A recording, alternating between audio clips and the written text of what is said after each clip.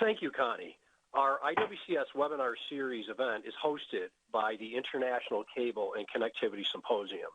I am Ed Fenton, a cable industry advisor working with the IWCS team. As Connie said, if you have questions, please use the Q&A box on the bottom right of your screen to post a question anonymously. If you wish to contact the presenter or IWCS after the presentation, you will be given the contact points at the end of the webinar on your screen. Please note that IWCS does not distribute the presentation slides from either our conference sessions or these webinars. However, please feel free to contact the presenter directly, and they will respond individually to you. Today, we are pleased to welcome Bill Hall of Venable, LLC, and Terry Peters of SPI, the Plastics Industry Association, both from Washington, D.C. They will be presenting the paper on California Proposition 65, Targets, Protection Plan, and Insurance. Can you afford to settle California Proposition 65 lawsuits? Bill Hall is a partner in the Washington office of the Venable Law Firm. He has practiced environmental law for over 36 years, handling regulatory, legislative, policy, and litigation matters involving federal, state, and local green building, product selection, chemical control, and recycling requirements. Mr. Hall has handled numerous California Prop 65 matters since the listing of DEHP in July 1988. He describes that practice as currently covering the 4 Ps: plastics, phthalates, plasticizers, and Prop 65. Last month, he obtained the first safe use determination issued by California in 12 years under Prop 65 for the use of DINP in vinyl roofing. Mr. Hall represents trade associations and companies in the plastics, vinyl flooring, vinyl roofing, paint, and chemical industries. Venable, LLP, is a full-service law firm with over 600 lawyers in major offices in Washington, D.C., Los Angeles, San Francisco, New York, and Baltimore. Terry Peters is a vice president with SPI, responsible for technical and industry affairs. He has been a principal in development of the Prop 65 protection program while managing multiple business units within SPI. While he previously served as a staff liaison with the Equipment Council, he now manages the Material Suppliers Council, including the Flexible Vinyl Products Division, the Fluoropolymer Products Division, the Wire and Cable Section, and ongoing research on power over Ethernet cables with Underwriters Labs. He works extensively with EPA and non-governmental organizations that pursue restrictive material regulation and social media agendas promoting deselection of safe and proven materials. Bill and Terry, we are pleased to welcome you to present at today's IWCS webinar series event. Thank you. This is Terry Peters, and I'll be first up today talking about the reasons why SPI has been pursuing the Prop 65 protection program and a little background on that perhaps will personalize this a little bit for you. And then Bill is going to step in and talk about the intricacies of the program and how this will be applied to your industry.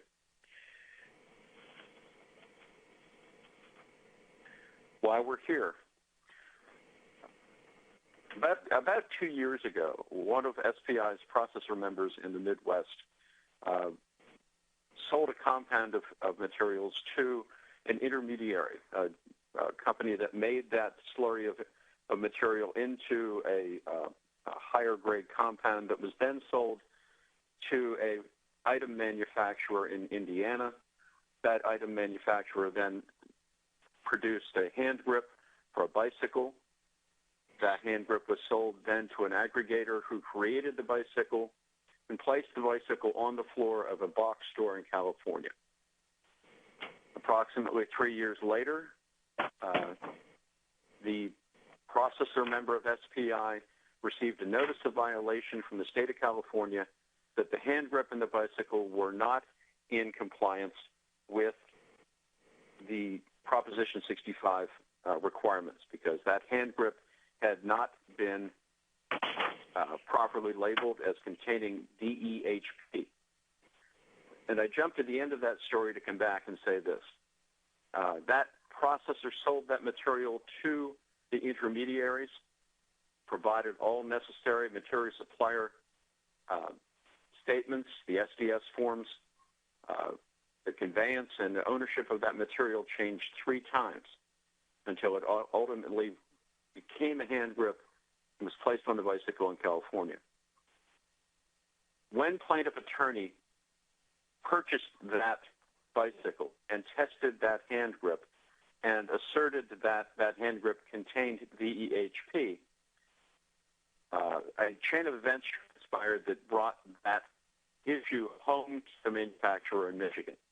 And the nature of that was that upon receipt of the NOV, the box store asserted that it was indemnified because, of course, box stores are condominiums for sellers. They don't really own anything in the stores.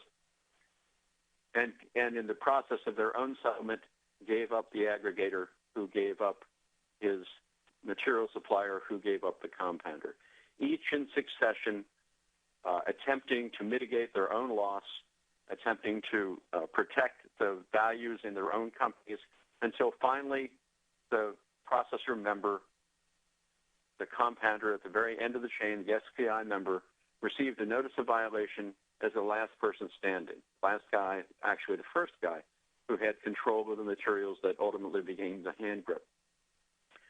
And when he received the notice of violation, it left him with left him with several questions. First was, how do I defend myself from a California suit in the state of Michigan? How do I find adequate and appropriate trained attorney? Took him some time, took him a significant amount of money to train up counsel in order to respond to this. Upon response, he was left with 2 choices. He could either attempt to assertively defend himself against the allegation that he was using DEHP, or he could settle. If he chose to determine that he was not in violation, the cost for that lawsuit or the cost for the pursuance of that lawsuit would be about $250,000. This particular company did not have that resource, so they had to pursue settlement. And in pursuing settlement, they were required by plaintiff attorney to pay, and this is covered under the Act, plaintiff counsel costs, settlement costs, and, of course, the cost for his own defense attorney. And those ultimately came to approximately $100,000 for that company. This is the situation that faces all of our plastics processor members, all of our compounders and our processors. They have made these materials in good faith. They have provided these products, sold them to other people, and in this case, 2 years later, the product was cited,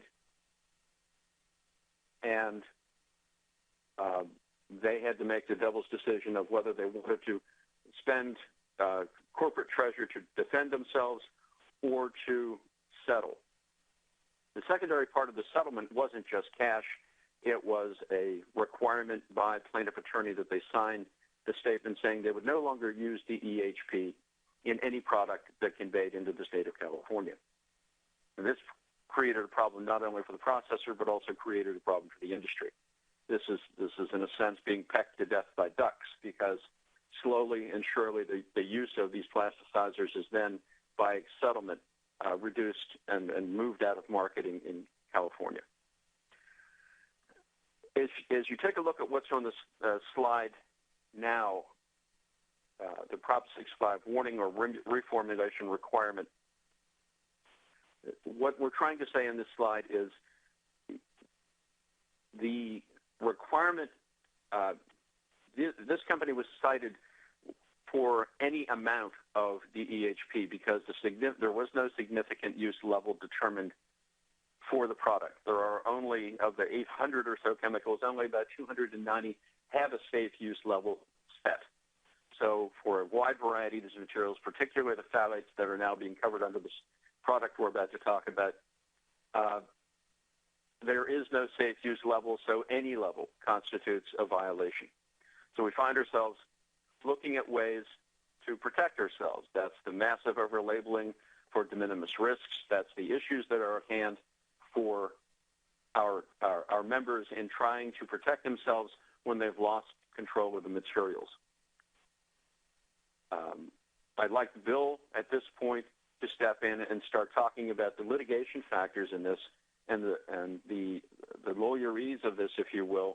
And at the conclusion of that part, then we're going to come back and talk about a product we think that will be perhaps viable for you to use to protect yourself from these activities. So, Bill, if you'll pick it up here, go right ahead. Thank you, Terry, and good morning, everyone. I'm going to start off by not using legalese, actually, and explain the reasons why Prop 65 is so dangerous and has been such a problem for companies doing business in California or having their products sold there, which is all of you.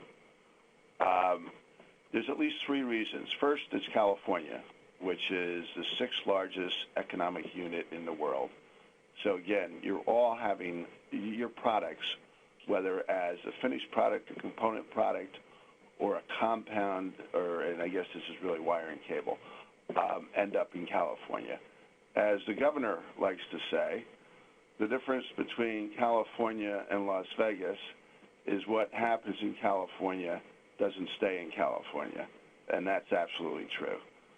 Second, this is a unique enforcement system where it's enforced by trial lawyers and not by a regulator. And even though regulators are not always our friends, at least they have some requirements to consider public interest and other governmental interests, which the trial lawyers don't. Third, and maybe most importantly, because this creates the unlevel playing field, is that the bounty hunter trial lawyers and enforcers have a right to recover all of their legal fees and 25% of their penalties. So they have a huge economic incentive and reward for pursuing these cases. And even Governor Brown has recognized that this has resulted in often in frivolous shakedown lawsuits brought by some unscrupulous lawyers driven by personal gain and not public health. And that's absolutely true, and that's what we're facing.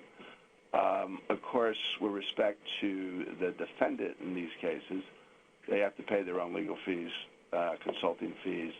And just from a legal standpoint, which is important to understand, is that as long as the bounty hunter shows that one of the almost 900 Prop 65 chemicals is in a product, then the burden shifts to the defendant to show that the exposure to that chemical from the product does not exceed the safe harbor level.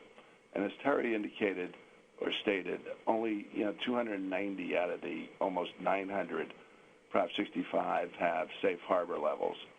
So the expense of hiring a consultant, doing the exposure assessment to show that exposure through ingestion, through skin and dermal, and through inhalation does not exceed a safe harbor level, of which you sometimes have to prove what that safe harbor level is, becomes expensive. And thus, that gives a leverage to the plaintiff bounty hunter lawyers that they send out their interns to Walmart, to Lowe's, to Home Depot. They pick up products, in your case, or in the case of the plasticizers that are, plastic products. They send them to their labs. Lo and behold, surprise, surprise, some of the plasticizers are in the product, and that gives them the basis for filing first an NOV, then potentially a lawsuit, and then again the burden shifts to the defendant to show that the exposure to that Prop 65 chemical from the product is below the safe harbor level. Okay, what has triggered sort of this round of particular focus on flexible vinyl products is the compliance date for the DINP listing, which was December 20th, of last year. Under the Prop 65 scheme, a chemical is listed, then there's a year compliance grace period, and then on the date that year is up, bounty hunters can start issuing notices of violation. That then leads to the lawsuits. And the companies that have that Prop 65 chemical in their products need to make decisions as to whether they're going to label, reformulate, or fight. And you can see here some of the examples of what has been targeted by the bounty hunters since December 20th with respect to the presence of DINP. And I mean, the one that just drives me up a wall, quite frankly, is the upper right one, where one suit has been filed against a company that makes the flags for playing flag football. And in the middle there, you have fishing lures, you have tubing, and anything that contains PVC and a plasticizer. Now, the good news from your standpoint, for most of you who are on this call, is that as far as I'm aware, suits and NOVs haven't been issued for wire and cable products.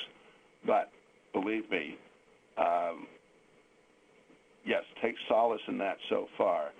But the bounty hunters are very good at identifying product categories, pursuing them, and then identifying further product categories and pursuing them at that point in time. The 6 phthalates, plasticizers that are on the list, you see them there. I'm sure you're familiar with them. Of course, the DINP one, as I said, was just the compliance date became effective December 20th of last year. Since 2010, let me look at the number of NOVs. 2,300 have been filed targeting these 6 plasticizers. And the product categories are, as I said, very broad, and there's a next slide that will show that. And then, since January 1st of this year, 210 NOVs against products containing DINP, with a principal target being vinyl gloves, but more are to come. And so overall, since January 1st, 667 NOVs, this is through mid-December, targeting the 4 of the 6 phthalates, the other 2, there are no NOVs, but you can see the breakdown here. And again, unfortunately, these plasticizers and the products they're in are the number one target as we speak of the bounty hunters at this point in time. And so here is the more specific list of the categories that have been targeted through mid-October. Vinyl gloves, number 1. You got, ear products, which is essentially the earphones, hoses, hand tools, and you can go down the list, and others, a lot of others, including the flags used for flag football. Again, the good news so far is that wire and cable products haven't been targeted, but I am concerned, to say the least, as are you, because you're on this call, that they will be coming in the future here as the bounty hunters exhaust these products. Okay, so Terry's already alluded to how much this is going to cost you if you're targeted. The average bounty hunter settlement's about $65,000, and that includes approximately, if you look at the pie chart, 74% of the $65,000 goes into the bounty hunter's pocket as their legal fees. The other 25% gets divided up.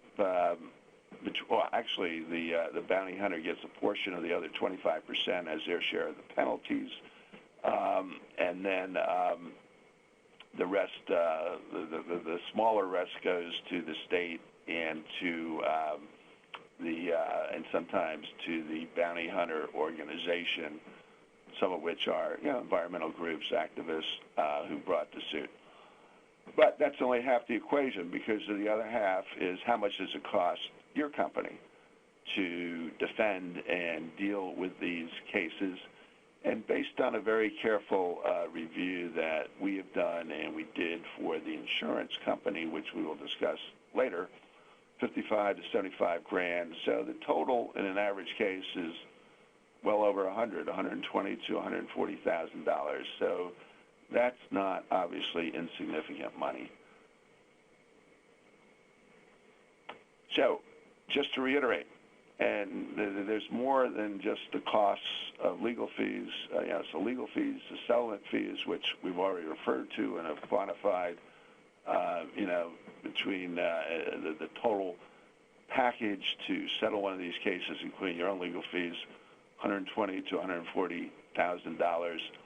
But obviously that has an impact, though, on your company in terms of some of these other costs, and particularly since what often happens is that companies, in response to these NOVs and lawsuits, will reformulate, even though in many cases it's unnecessary if there was a will and a means to defend these cases. And you know better than I what the costs are, both from a dollar standpoint, from a personnel standpoint, from a production standpoint, as to how difficult it is to reformulate and get it right and avoid some uncertain transition period in terms of processing costs and processing results, et cetera. And then the ultimate sanction is potentially deselection. And particularly if reformulation doesn't work, if warnings, I need to emphasize this because I deal with this all the time. Some people say that, well, look at everything's now being warned about in California. There's cancer warnings everywhere. You walk into a bar and there's a warning about alcohol and reproductive harm, yet there's no warning about don't drink yourself silly and drive. But there are a lot of industries that they compete against product categories that don't have Prop 65 chemicals in them. So to slap on a warning for vinyl fluorine, for example, where they compete against linoleum, ceramic, and certain other natural products that don't require a warning, does have a severe potential market impact. And that leads to the deselection concern and the need to fight when these threats occur. So there's two simple questions here. And Terry is going to go into in the next slide as to what constitutes the Prop 65 protection plan that SBI has taken the lead in developing, which we strongly encourage you to consider embracing and particularly purchasing the insurance. First question is, does your company manufacture wire, cable, or other products containing any of the 6 Prop 65 phthalates on the list? And to the extent, and I'm not sure to the extent to which your industries use recycled source materials, but you have to consider that as well, because the unfortunate disconnect in this program is that there's no recycled, and by the way, that's a nice spelling of it, recycled source material exception. And so, for example, in the vinyl flooring industry, which I am intimately familiar with, there are increasingly more and more recycled vinyl flooring products, but the source material is either old vinyl flooring or other PVC sources, of which some of these phthalates are in, but they're not in there for the purpose, or not added to the product for the purpose of providing plasticizer characteristics, but they're added so it's recycled and doesn't go to the landfill. And so, anyway, the point being, you have to consider whether these phthalates are in any recycled source materials which you are using for your products. And question two is, assuming any of these 6 plasticizers are present in your products, are they being sold to California customers, or do they end up in products sold in California? And given the size of the California market, even if you're selling products to distributors where you don't know whether they end up in California, if they do end up in California, the bounty hunters in all likelihood are going to work back up the chain to find you, and thus the problem. So, with the answer to both of these questions in most of your cases, I suspect, being yes, that is why we are here to present the solution or a solution to the problem created by Prop 65. And so with that, I'm going to turn it back over to Terry Peters. Okay. Thank you, Bill. We're in service to time. We have about 9 minutes left here, so I'm going to do this very quickly. We've partnered with Wells Fargo and Wells Fargo Special Risk Company Safehold and with Hissock out of London to create the Prop 65 Protection Program. And the value of this program is to provide the coverage that we've talked about this morning. Let me try and get this slide to move for me. Here are the key elements of the Prop 65 Protection Program. Obviously, to our mind, it's the only liability insurance of its kind. It provides approved and experienced Prop 65 defense counsel and technical consultants. One of the aspects of this that we're particularly proud of is that we've created an online educational module for this. We ask that everybody who's going to apply for coverage under this insurance would walk through this. It helps them understand the issues around Prop 65 and compliance. We'd like everybody to come into the program completely understanding what their responsibilities are so that they can assist in a very capable defense for themselves. The compliance tools, as was stated here, identify the products, the use exposure assessments, and the safety data sheets.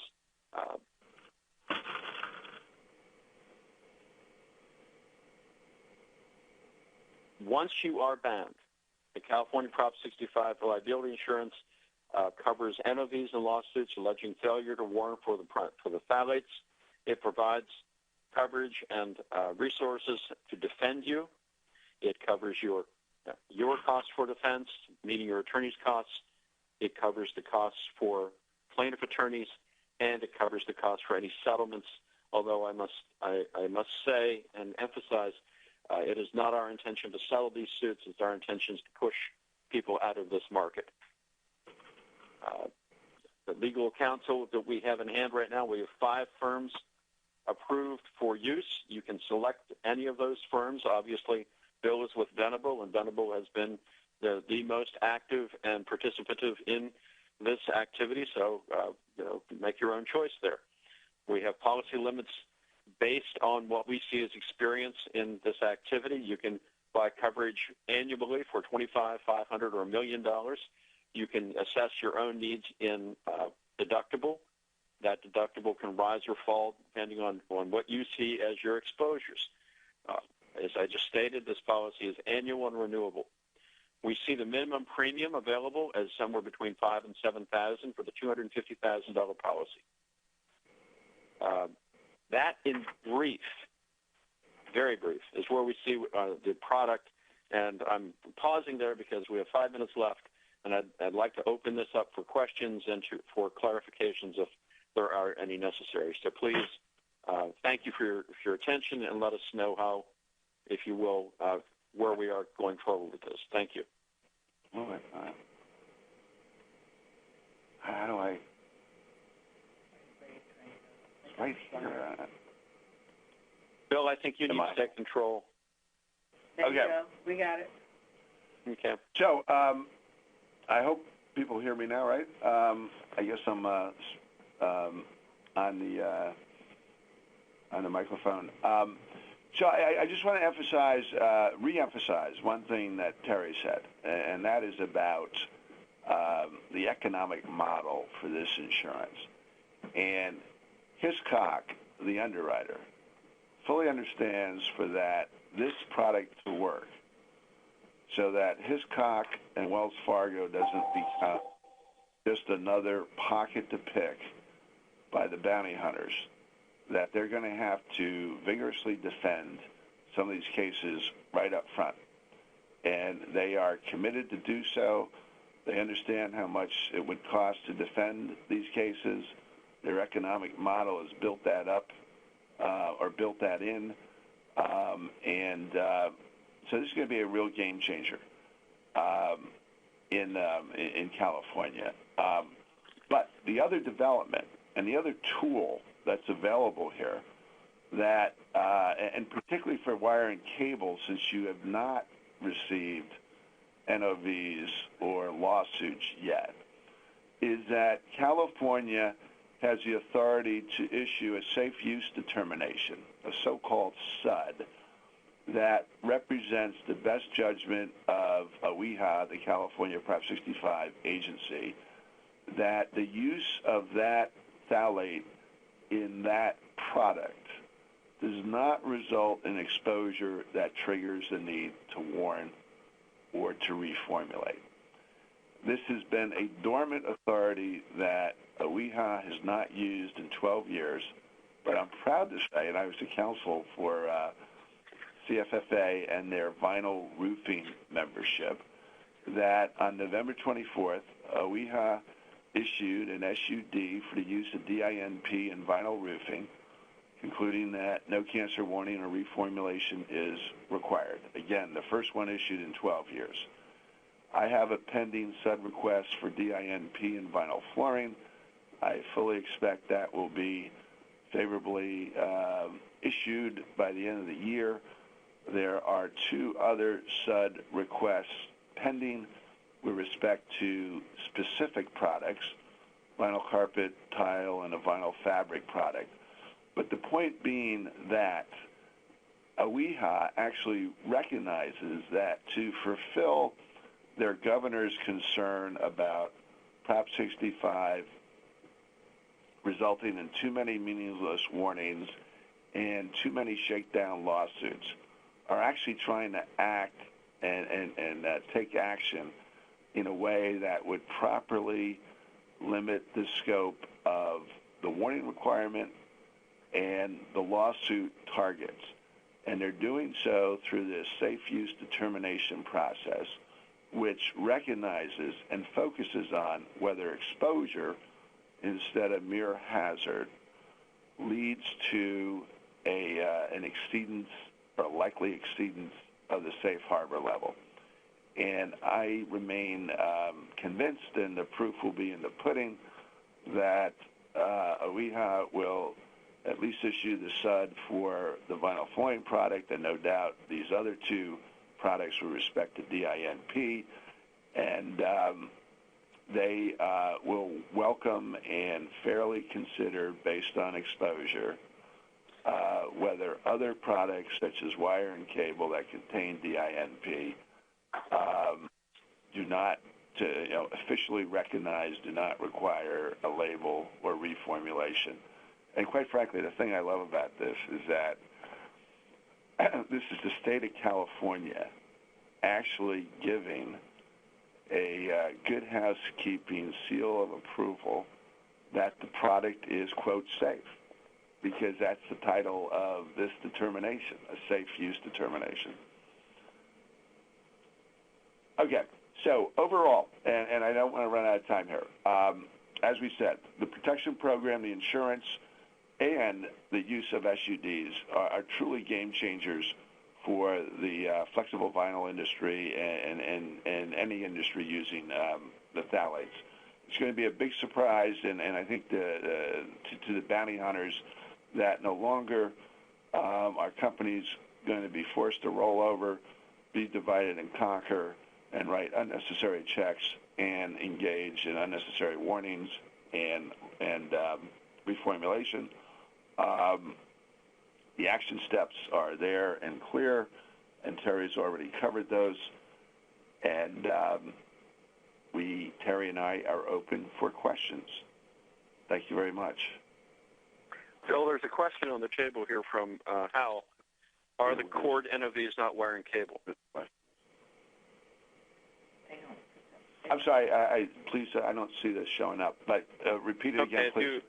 If you scroll down through the question and answer here, Hal has asked, are the cord NOVs not wire and cable related? Yes, at this point in time, I am unaware of any NOV that has been issued for a wire and cable product. But again, that is the good news. Whether it will continue to be good news, I suspect not, because again, the bounty hunters, they pick out their targets, they focus on them, they sort of exhaust the pot of gold they can extract, and then move on. But the good news is, the other good news is that if there's an interest in considering and discussing and pursuing an SUD, OEHA retains its authority to issue an SUD as long as NOVs haven't been issued for that product. Bill and Terry.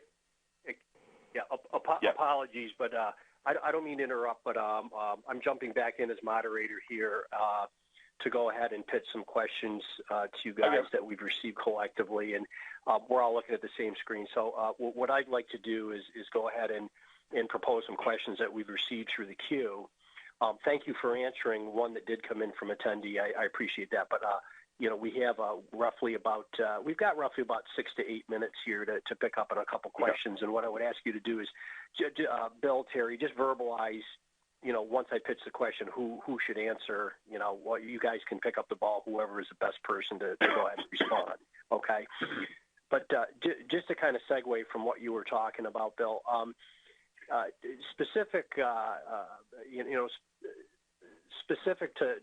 wire and cable, one question that came in is it important for the wire and cable industry to establish SUDs, which again is safe use determination, in order to assist in a legal defense, or would this insurance program be able to successfully defend a case without an SUD? This is Bill, and the answer is both yes and yes.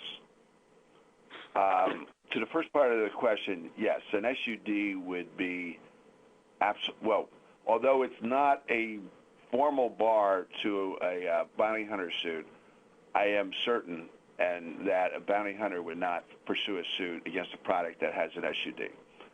And second, an SUD is not necessary for the insurance company to defend or successfully defend. But this is the good news. You get an SUD, you might not need the insurance. And so I view them as complementary and worthy of pursuit on a complementary basis.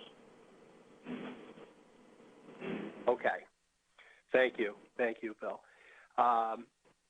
Another question that came in says, should we get a violation notification from a bounty hunter before the policy takes effect, but the application process is underway? What happens? Unfortunately, unless the policy is bound, you're going to find yourself in kind of another world there. There's another product category that has been pursued pretty extensively over the last year, and that product has had circumstances where they've asked if the policy can be backdated, if you will, to serve prior to binding, and the simple answer to that is no. Okay. All right, and this next question is regarding timing, guys. Once the process is started of applying for the insurance, approximately how long does it take for the policy to be activated and protection to begin? I'll take a shot at that, Bill, but please come in behind me. That really is a very individual process. We've seen that walk through in relatively short periods. You know, it relatively the same review that you would have under your normal business liability insurance, where it can be done in a matter of a few weeks. If there are unusual circumstances that require you to provide further background for the insurance company, it's going to take longer. There's no lockdown on that number. It is when adequate information's been provided and assessments been made by Wells Fargo that they'll provide that quote. So I guess inherently what I'm saying here is, if you think there's an exposure issue for you, you should move toward this now as reasonably as you can, as quickly as you can. Terry, how do I'd like to pick up on that as well. You're there, Bill. I am. Okay, good. Don't quote me on this, but I think the process takes probably within a 30-day period, and it can be shorter. In spite of the application, which may seem complicated, the basic information that is needed is how much of the plasticizer are you using, in which products, and sort of what's the number or sales volume or units that get to California. And you don't have to have precise information. You can estimate it. But look, at Hiscox is looking, and Wells Fargo to sign up policyholders as quickly as possible. So I think if you're among the first to engage in the process, you'll get special treatment, and it will move fairly quickly, but I would give yourself 30 days. Okay, very, very good. Thank you very much. I wanted to point out there's one last question, which I'm going to position as really in the form of a statement. We have literally 1 minute left to conclude here. There was a question that came in that said, do you think this protection plan initiative will help to disincentivize the bounty hunters from attacking particular industries or companies? Well, I think I looked at, if I can refer attendees to look at slide 19 and 20, they were the final few slides of the presentation. I think it's pretty clear that the attempt is to disincentivize bounty hunters, and I think those slides were pretty clear initially as to how, not just yes, that's going to happen, but how it's going to happen. Would you guys agree that it's not just a matter of that you do want to disincentivize the bounty hunters, it's the how you're going to do it? And I think you guys covered that. You had some detail on that in the last few slides that you presented. So I just wanted to point that out to attendees and participants. Okay? Well stated, and I agree 100%. Great. Thank you. Well, I would like to, in conclusion, I would like to thank you, Bill and Terry, for presenting this very interesting and important topic today. Please note the contact points being shown on the screen should you wish to contact Bill or Terry after today's event. Each of these IWCS webinar series presentation events are recorded and will be archived on the IWCS.org website. It normally takes up to 2 weeks for these to be posted. The IWCS webinar series will conduct presentation events on a monthly basis. Webinar events will take place on the third Friday of each month at 10:30 a.m. Eastern USA time. Our next scheduled webinar event will be on Friday, January 15th at 10:30 a.m. Eastern USA time. Each of you will be receiving an announcement for the event a few weeks prior. Please feel free to share our announcements with your colleagues so that they can join in and register as well. For over 60 years, the IWCS International Cable and Connectivity Symposium has been the recognized leader showcasing new technologies in cable and connectivity products, processes, and applications. Our next annual conference will take place on Sunday, October 2nd through Wednesday, October 5th, 2016 in Providence, Rhode Island, USA. Please visit our website at IWCS.org for more event details. In just a moment, you will see a brief survey so that you can provide us your feedback and comments on today's event so that we can further improve this webinar series for you. Thank you for participating, and this concludes today's event.